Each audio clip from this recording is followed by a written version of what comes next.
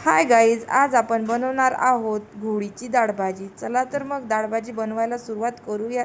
सर्वात आधी आपण घोड घेऊन ती स्वच्छ छान निवडून घ्यावीत आणि ती स्वच्छ पाण्याने धुवून घ्यावी। आज आपण बनवणार आहोत गावाकडची खास आणि चविष्ट भाजी, घोड भाजीची डाळ भाजी। चला तर मग बनवायला सुरुवात करूया। घोड भाजी ही उन्हाळ्यात मोठ्या प्रमाणात आढळणारी रानभाजी आहे। ग्रामीण भागात ही भाजी खूप आवडीने खाल्ली जातात।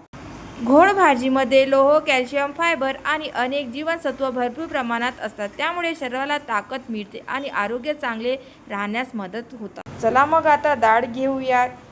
2 वाट्या आपण डाळ घेतली आहे।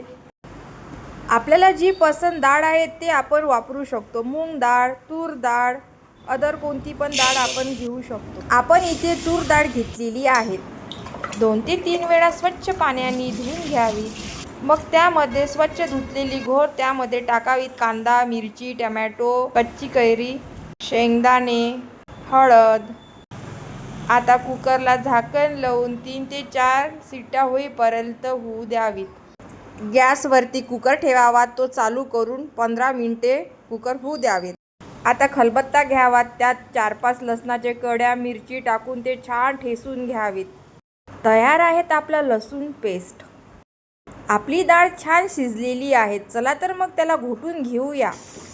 छान मस्त एकजीव घोटून घ्यावी। आता गॅसवर ठेवावी कढई, त्यात टाकावे तेल।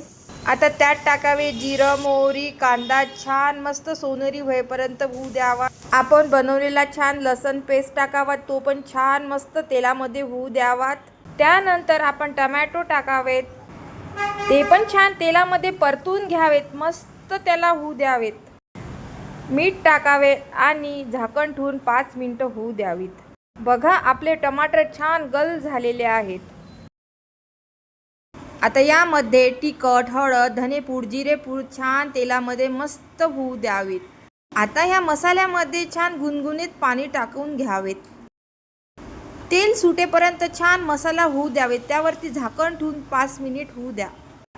बघा तयार झालेला आपला मसाला, किती छान तेल सुटलेले आहेत। आता त्यामध्ये आपण शिजवलेली छान डाळ टाकून घेऊयात आणि थोडं त्यामध्ये पाणी ॲड करावेत।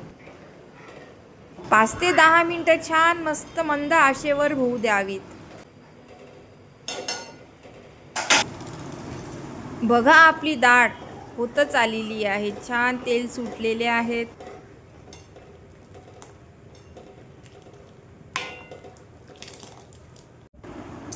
आता त्यावरती छान कोथिंबीर टाकून घेऊयात आपण। बघा आपल्या भाजीला किती छान कलर आलेला आहे, तुम्ही बघू शकता। भाजीला तरी आली की समजून जावे की आपली भाजी तयार आहे। तर मग आता आपली भाजी झालेली आहे। तुम्ही घोडीची भाजी पोळीसोबत, भातासोबत, भाकरीसोबत कशाही सोबत जेवू शकता। आणि झाली आपली चविष्ट, पौष्टिक आणि पारंपरिक घोड डाळ भाजी तयार। गरमागरम भाकरी किंवा पोळीसोबत याचा स्वाद तुम्ही घ्यावा। व्हिडिओ आवडला असेल तर लाईक, शेअर आणि फॉलो करायला विसरू नका। भेटूया अशाच नवीन रेसिपीमध्ये। आणि हां, माझ्या चॅनलला सबस्क्राईब करायला विसरू नका। Bye bye guys.